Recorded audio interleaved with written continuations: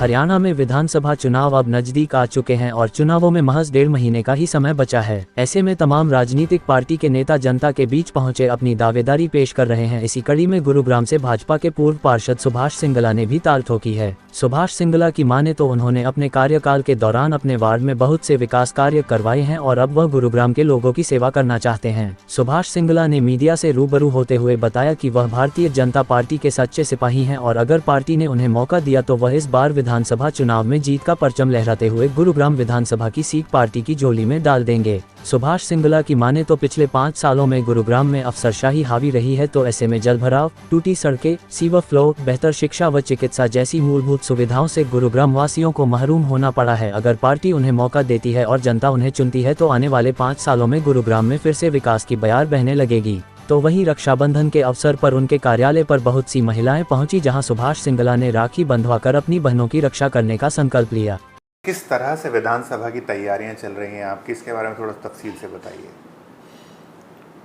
भाई साहब, नगर निगम के पार्षद रहने के बाद अब विधानसभा के अंदर इलेक्शन लड़ने का मन बनाया और नगर निगम की जितनी भी मेरी वार्ड की समस्याएं थी उनको 90% मैंने पूरा करने के बाद ही विधानसभा के अंदर जाने का मन बनाया और पूरी तैयारियों के साथ हूँ। पार्टी की टिकट मिलेगी, भारतीय जनता पार्टी की टिकट मिलेगी तो इलेक्शन लड़ूंगा और पार्टी अगर कृपा करेगी और जनता अगर सहयोग करेगी तो मैं गुड़गांव से विधानसभा के लिए पूरी तैयारी में हूँ और इलेक्शन लड़कर जीत कर दिखाऊंगा। सुभाष जी, आपने जैसे बताया कि बतौर आपने पार्षद काफ़ी सारे कार्य किए, 90% आप बता रहे हैं। दूसरा मेरा एक सवाल ये है कि आपको क्या लगता है, भाजपा पिछले 10 साल से गुरुग्राम में है, क्यों विकास आखिर नहीं हो पाया?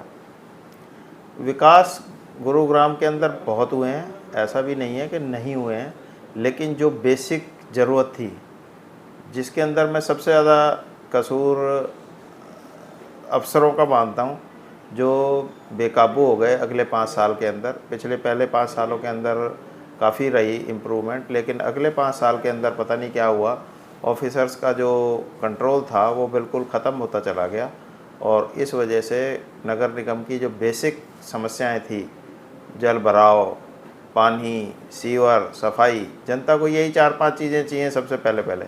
अगर यही चीज़ें नहीं होगी तो थोड़ी सी दिक्कत आती है और वही सबसे पहले नज़र आती हैं। हमने चाहे कितनी सड़कें बना ली, कितने ही हाईवे बना लिया, कितने ही अंडरपास बना दिए, कुछ भी बना दिया, उन सबको एक तरफ रह जाते हैं अगर बेसिक चीज़ें अगर काम ना करती हों तो। इस वजह से लगता है कि विकास नहीं हुआ। विकास भी खूब हुआ है, द्वारका एक्सप्रेस वे बना और चीज़ें बनी, गुड़गांव के अंदर कोई कमी नहीं है विकास की, लेकिन सबसे बड़ी समस्या यही है कि जो रोज़मर्रा की चीज़ें हैं, सफाई की व्यवस्था, ये सारी चरमरा गई, उसी को सुधारने की बात रहेगी सबसे पहले। आपने जैसे बताया कि अब जो अधिकारी हैं बेलगाम हो चुके हैं, भ्रष्टाचार अपने चरम पर है, जल भराव, हर साल सैकड़ों रुपए खर्च किए जाते हैं, कागज़ों में योजनाएं बनाई जाती हैं, फिर भी जल भराव होता है, एयर पॉल्यूशन, ट्रैफिक।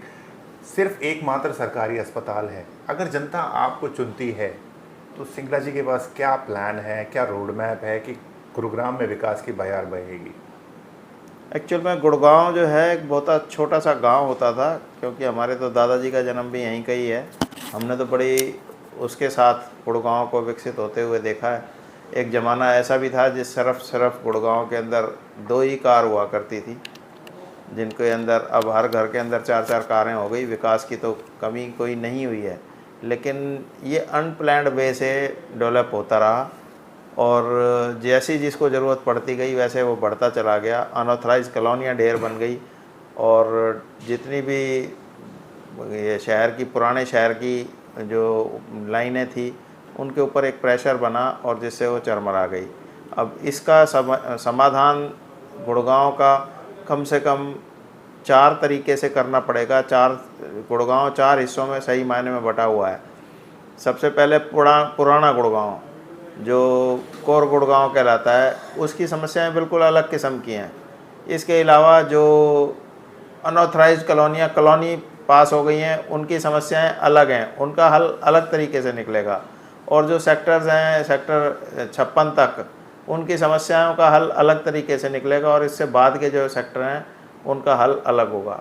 अनऑथराइज कॉलोनियाँ ना कटें और ये हो तो शहर बड़े प्लान्ड तरीके से ठीक हो सकता है, इसमें कोई दो राय नहीं है। गुड़गांव के विकास का रोड मैप मेरे पास है और मैंने क्योंकि 15 साल बड़ी बारीकी से उसे को देखा है। अगर जनता ने मुझे चुना और पार्टी ने मेरे ऊपर विश्वास दिखाया, जनता ने विश्वास दिखाया, तो मैं बड़े विश्वास के साथ कह सकता हूं कि अगले 5 साल के अंदर गुड़गांव शहर के अंदर पूरा जिस प्रकार की ये समस्याएं हैं उन सबको मैं ख़त्म कर दूंगा। सर, किस तरह का आप लोगों के बीच पहुंच रहे हैं, किस तरह लोगों का प्यार मिल रहा है आपको? जनसभाएं भी आप ज़रूर कर रहे होंगे। हमने कोई बहुत बड़ी बड़ी जनसभाएं नहीं करी हैं। हमने इलेक्शन लड़ना है टिकट मिलने पर, और ऐसा नहीं है कि टिकट ना मिले तो भी इलेक्शन लड़ना है। तो बड़ी बड़ी जनसभाएं ज़्यादातर मुझे लगता है ऐसा कि भाई वो लोग कर रहे हैं जिन्होंने टिकट मिले या ना मिले इलेक्शन लड़ना ही है। तो मेरा विचार ये है कि हम छोटी छोटी सभाएं करके 10-10, 15-15, 20-20 आदमियों से हर कॉलोनियों के अंदर जाकर उनसे वहाँ की समस्याएं, उनसे वहाँ के प्रोग्रेस, सब चीज़ों के ऊपर विचार करने के बाद हम आगे बढ़ रहे हैं और लोगों का बड़ा ही सहयोग मिल रहा है, समर्थन मिल रहा है, क्योंकि हर आदमी चाहता है कि एक गुड़गांव को एक ईमानदार, स्वच्छ और मेहनती आदमी मिले। वो इसलिए मुझे बहुत पूरी उम्मीद है कि जनता मेरे साथ है।